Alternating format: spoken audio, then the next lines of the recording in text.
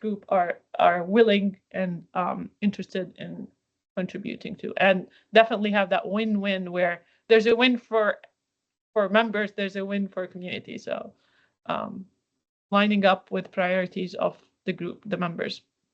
Yeah, so I'm happy to say, like, we're definitely interested in generating new phenotypes in the autoimmune space here and across our other academic partners.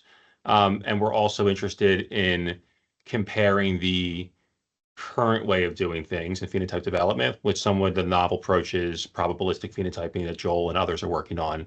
We'd be very interested to do like an apples to apples comparison on the performance characteristics. That's great.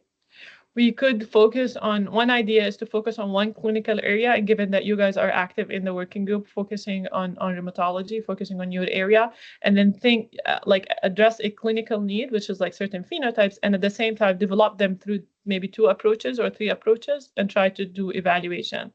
And here's a place where we could look at what's already in the VA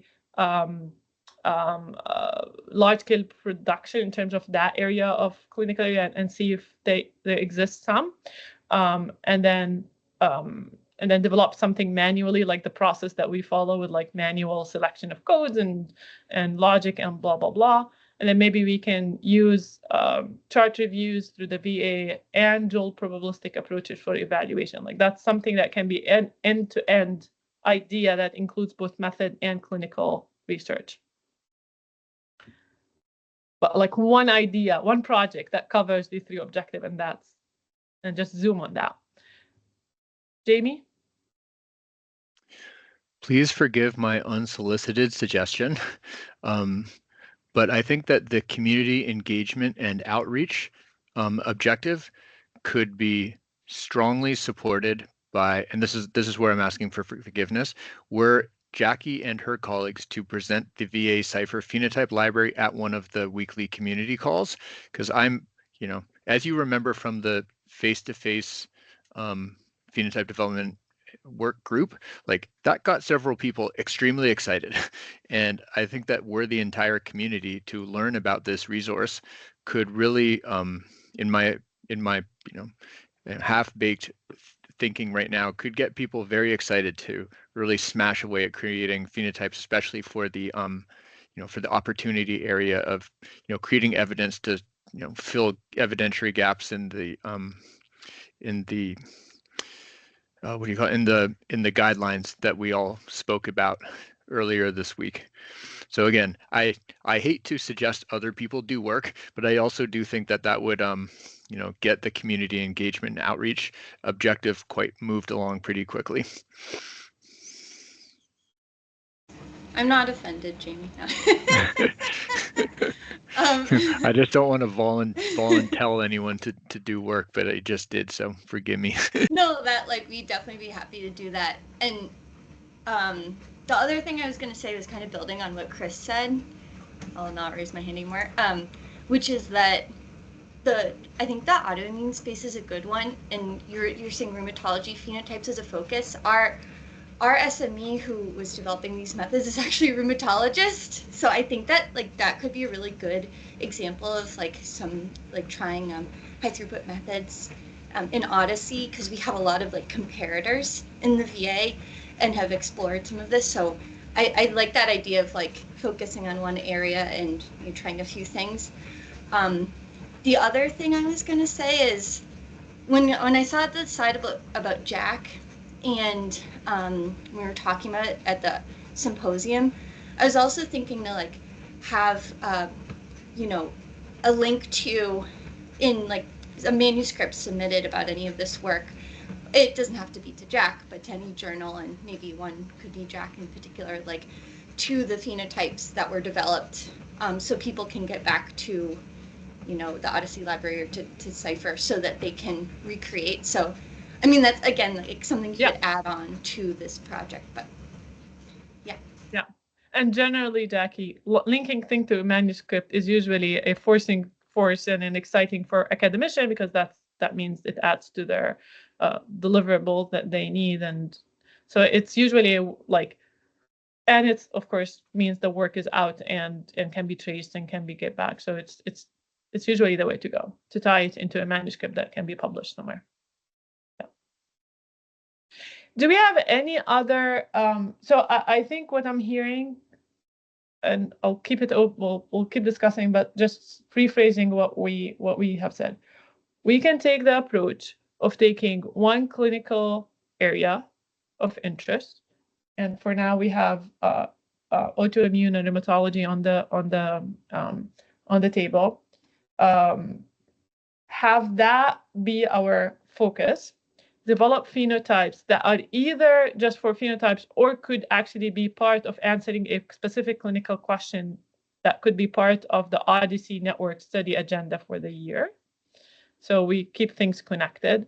So like, Chris, I don't know if you attended the community call on Tuesday, but Patrick proposed the idea of, if we have clinical groups that are interested, we're proposing that you guys review your clinical guidelines and specify evidence gaps in evidence that are already specified, like already called out on those guidelines, which you probably already know in your head, right? Because you're practicing and you know what the guidelines and you know what's not known. But he was proposing this as a way of prioritizing and identifying clinical questions that are actually important to be answered because they are already addressed as gaps. And based on that, decide on a clinical question that we could do an observation research to answer. And that clinical question will need phenotype. So it's not only phenotyping for the sake of phenotyping, but phenotyping in it for a specific clinical question. So what we could do is adopt, say, rheumatology, and specify the phenotypes that are needed and deliver these phenotypes while conducting some method work. So trying different things and compare them and evaluate them.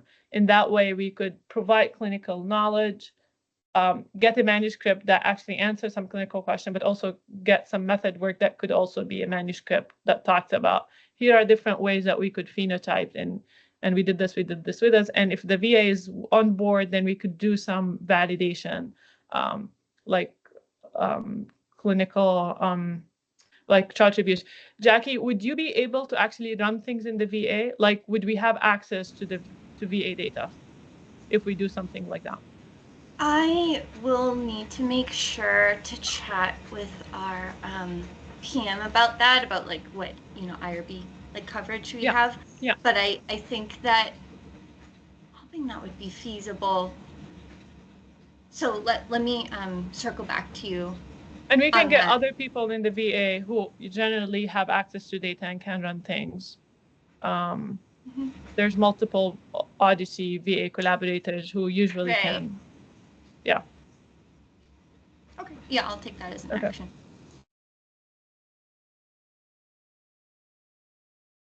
Other ideas? And as part of that, because similar to what we did last year, whenever we do actually a package of work utilizing tools like Atlas, it would be open to the public to deliver some training. So like somebody like Anissa who's interested in learning and getting more familiar with our tools will also benefit from that, because we would do that through open sessions that are recorded, and we would deliver on the kind of training or educational objective.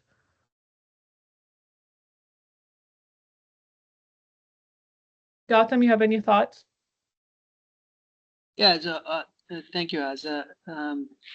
I think we also need to use our time to talk about the collaboration, or the idea to collaborate with the generative AI group of OHDSI, with the interest to improve the quality of the phenotypes that we are developing, and also help improve the way we evaluate phenotypes.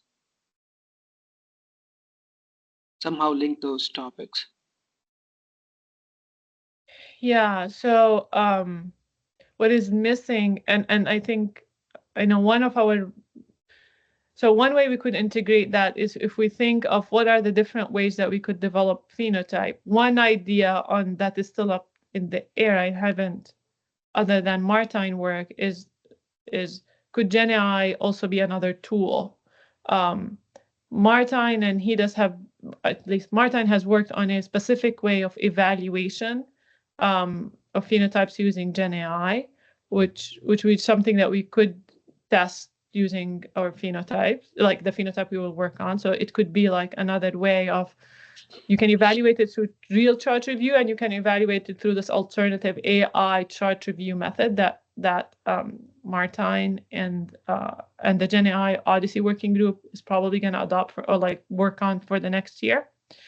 Anna is involved with Martine. She's members of our group, so she could also connect those dots. In terms of developing phenotypes using AI, I haven't seen any, but we can look around. Yeah, very quickly, in terms of the quality, we can use this. We can explore options to improve the quality of the cohort definition specifications. Very simply, if somebody is using a mismatched domain and concept ID, that's something that can be easily picked up, and so on. It could be the idea of the cohort hygiene that we have talked about before that we can pursue with this. That's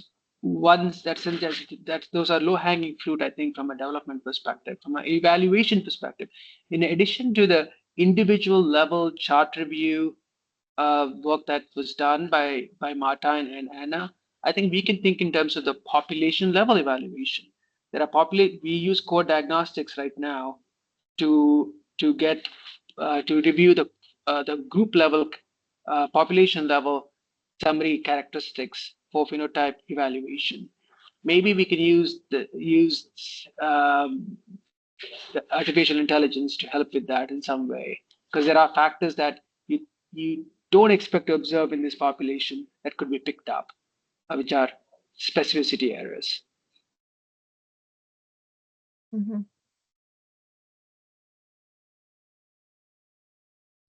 I saw somebody's hand raised. Yeah. The name is Will. I just wanted to say I really like the idea of some sort of programmatic phenotype health check, particularly in light of recent discussion in the vocabulary work group of dealing with domain changes. But if something like that were developed, then that could be with each release applied to the entire phenotype library to pick up on those. So that's kind of a two birds with one stone type thing. But that seems like a solution to address that recent discussion as well.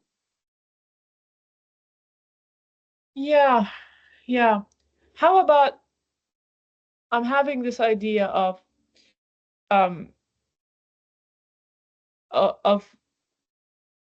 saying that we're gonna develop phenotype this year, and we're gonna scope it. We're not gonna keep, like, it's not open. It's like we're gonna focus on particular clinical area, because we need the clinical leads, right? And to Chris's point, we need somebody who willing to do the work and do the clinical review and like have a scope. So we can open it up that we already have Chris interested in his group. We can also say if any other clinical group is interested in a particular area, or it doesn't have to be clinical. It could be also like quality and administrative, for example, something like the misuse, inappropriate misuse. If also Richard group is interested. But what we can do is like identify two scopes, two areas of phenotypes that we're going to phenotype things for. And we're going to say that this year we're going to produce number of phenotypes in this clinical area. And if there's other people who are interested in working on phenotypes, can be also like 2 or 3 areas. As we develop those phenotypes, we're gonna use them as an opportunity to explore and evaluate methodological work for development and evaluation of phenotypes. We already have 2 or 3 methods that are methods and approaches that we already have people working on. So, for example, objective diagnostic is something we can test on those. Large-scale phenotyping and the VA work can be one of those. Probabilistic phenotyping with Joel can be one of those, and then the evaluation would be the same thing. And then GenAI can be part of that. The idea is we open that we are having this opportunity. If you have an idea that you already have built and want to test, that's an opportunity for you to join that project and use those phenotypes as an opportunity to test and publish on those methods. And we can solicit, like we can open it up and see. So Gowtham, if there are already people, 2 or 3 people who are already working on something like this, they can just basically use this as an idea of, it's a collaboration, it can be published, and they can test on those specific questions, specific phenotypes.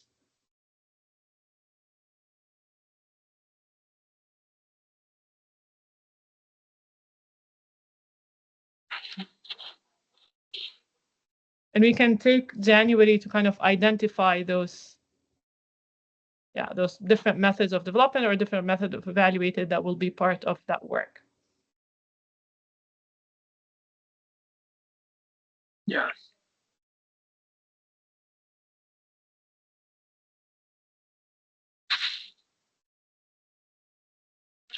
And the last topic, as I would like to, some of us have taken a large chunk of the work of managing this work group. We need some help. We need to work together on how to divide some of the effort. I have some ideas. I'm trying to see if we can get some funding or support for a project manager and some persons for some development activities also. I'll keep the group updated. If anybody has any grant funded support for this, please reach out to me so we can pull together and work on creating a support framework for this work group.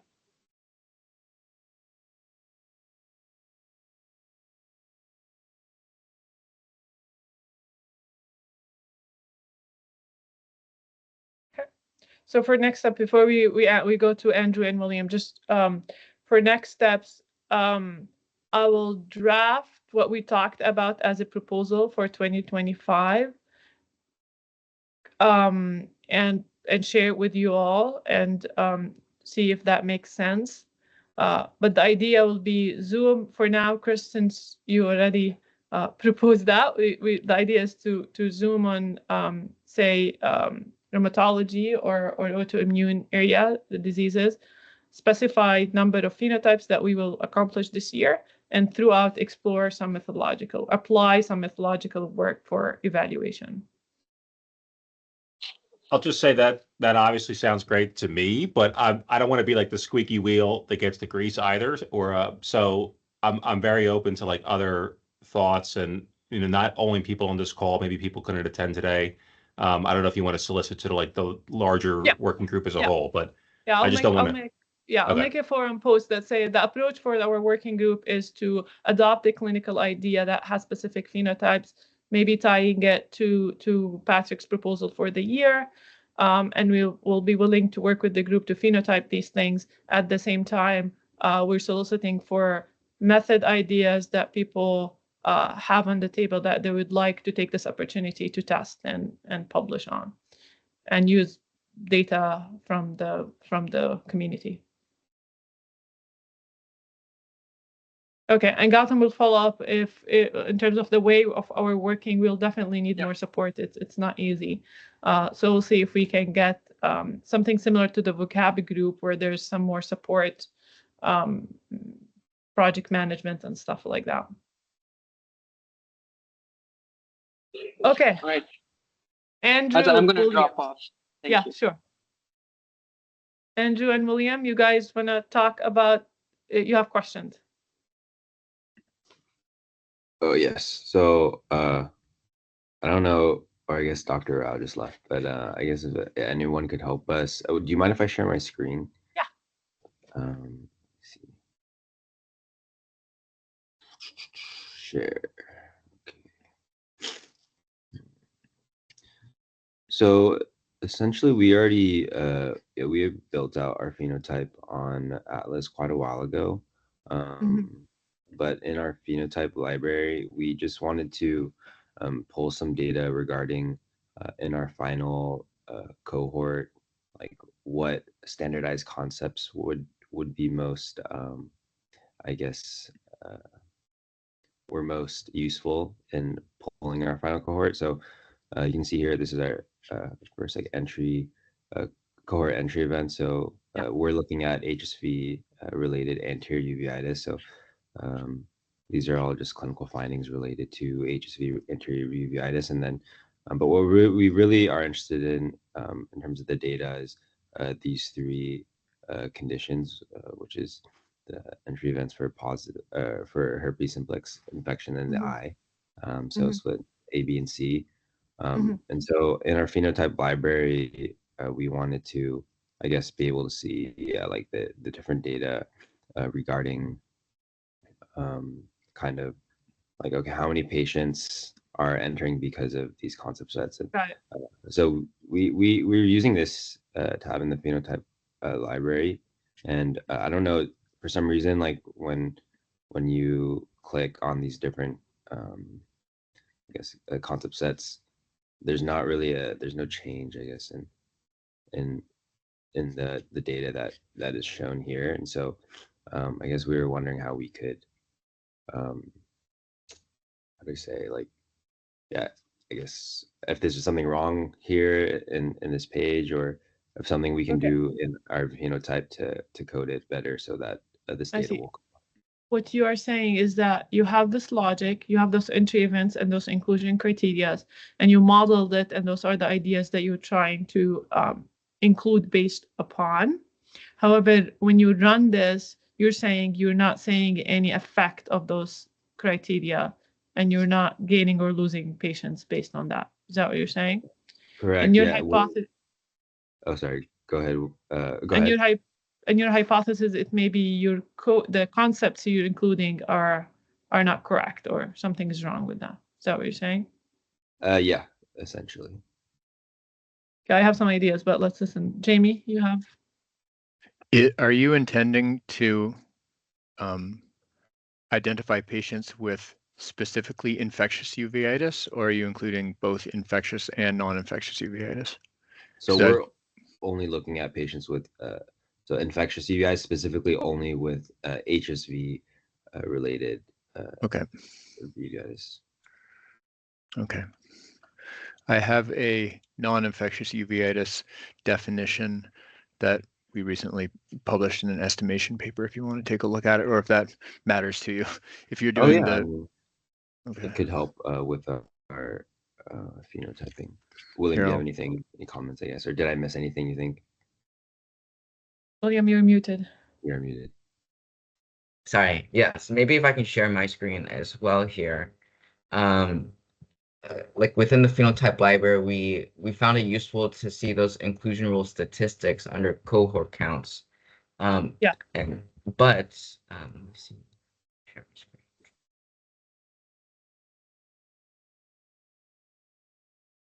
Okay.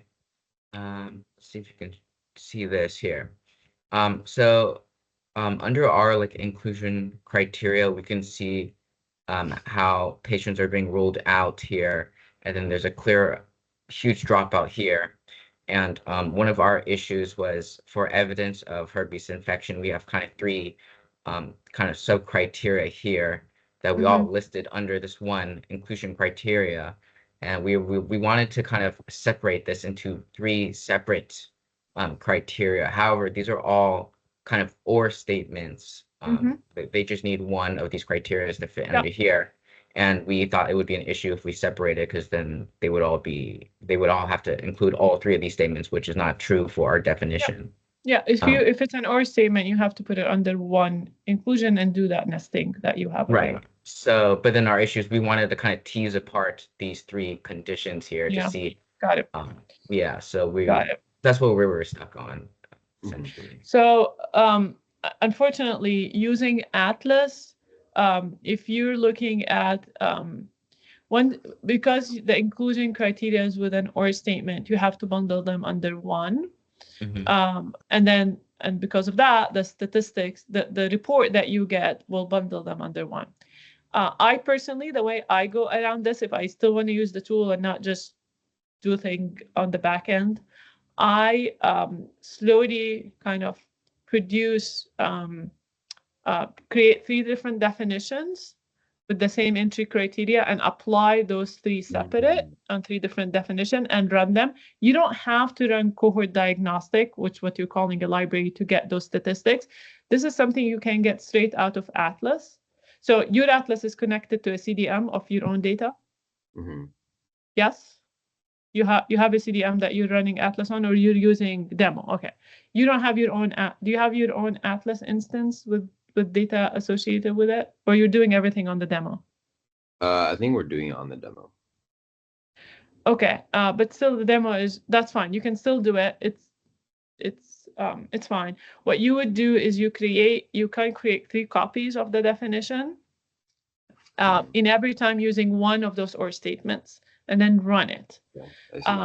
In Atlas itself, it produces in the generation tab. Once you run it, it creates a report that looks at the attrition, and you can look at the attrition right away. So you don't have to run cohort diagnostics or the library to get those reports. I'll show you. If you go back to Atlas, Jamie, is demo Atlas connected to our synthetic data, to the synthetic data? It is connected to data that don't really tell you anything. So there are very few data, and it is useful for learning how to create cohort definitions with Atlas, but it tells you like not much, because like SynPuff 5% and SynPuff 1K have some conditions and drugs, etc. in them, but it's not really related to anything real. So like what I would recommend is like create your definition here, and then share it on the forums and ask if anyone will run it against their data. That will tell you anything in this. And like the attrition that Azza was just speaking about will basically tell you the impact of each of your inclusion criteria against the events returned in the entry event box above it. So like say it returns whatever 100,000 people, you'll see how many of those 100,000 people are meet the criteria for your inclusion criteria. So let me suggest the following, because it doesn't look like you have your own data. Let me suggest the following. You can let's set a time.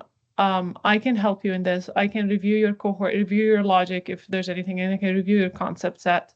But send me an email. I'll type my email. Send me an email with the links of your main cohort.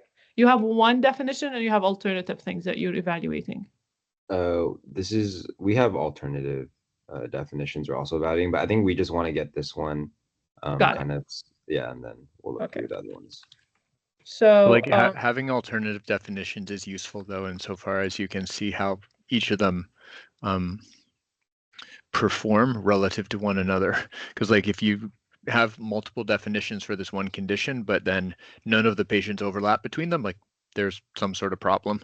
So like having multiple definitions is pretty, in my opinion, is necessary for the development and evaluation purposes. Yeah, I think they did that, Jamie, but they're worried about some bugs, and they want to just bug, like troubleshoot one definition, so they make sure there's nothing wrong.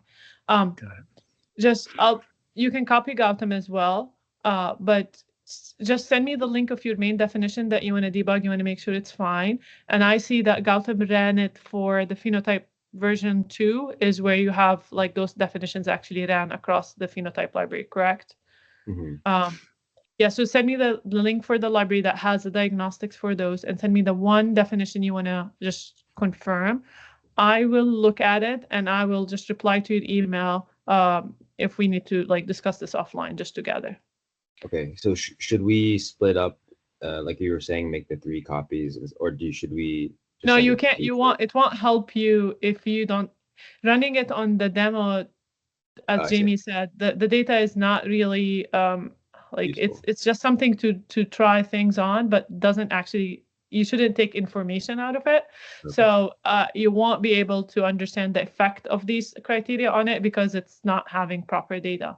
But I can run it. I can do it on our end and just tell you if you're modeling it correctly, if your concept sets make sense, and I can answer that effect, the question about the effect of your inclusion criteria.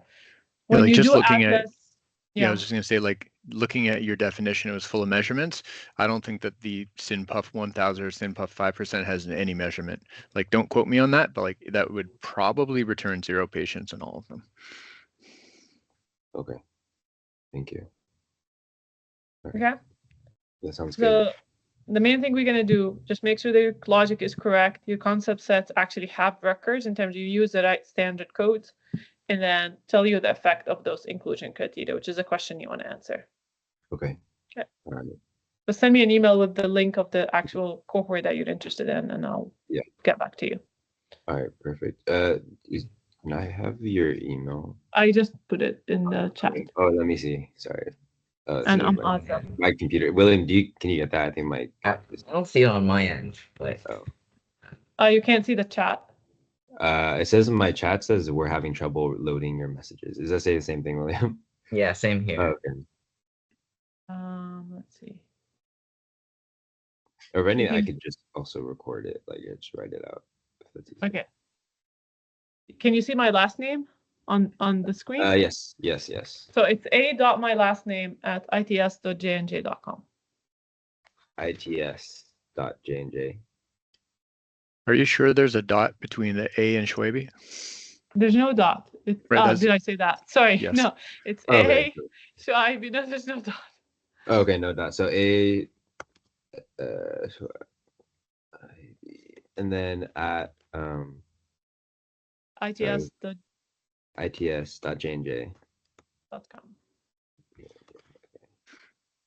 Okay, cool. Hyun Tong, you have. Oh, yeah, I'm sorry for the loss. I'm Xiaotong Li in the University of Pittsburgh, and I'm working with other boys to put, we want to contribute to the phenotype library by adding the definition of potentially inappropriate medication. And we are trying to update our definition from the Beer's 2019 list to the 2023 list. But before we finalize the update, is there a possibility to test the compatibility of our definition in the data in the community? We have an older version for the test. Got it. If that's feasible, it might makes it faster to finish the work. Okay, I got it. So do you want to compare when you say you want to test the comparability, so you have the older version already? Yeah, I have a zip file of JSON files. It has 37 JSON files, which are 37 JSON files of definition. Mm-hmm. And we want to test if these JSON files can be run on other data out of our own private data. So if that's possible, that would be great.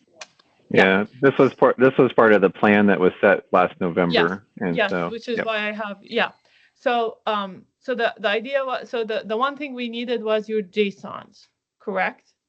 Did we get to your JSONs eventually? Did we get them? I did send it once out to the daughter. I can send it to you or the forum. Yeah. Wherever that's more convenient. Hyun-Tang, are your JSON in a publicly available Git or a file that we could access? We can make that happen. Yeah.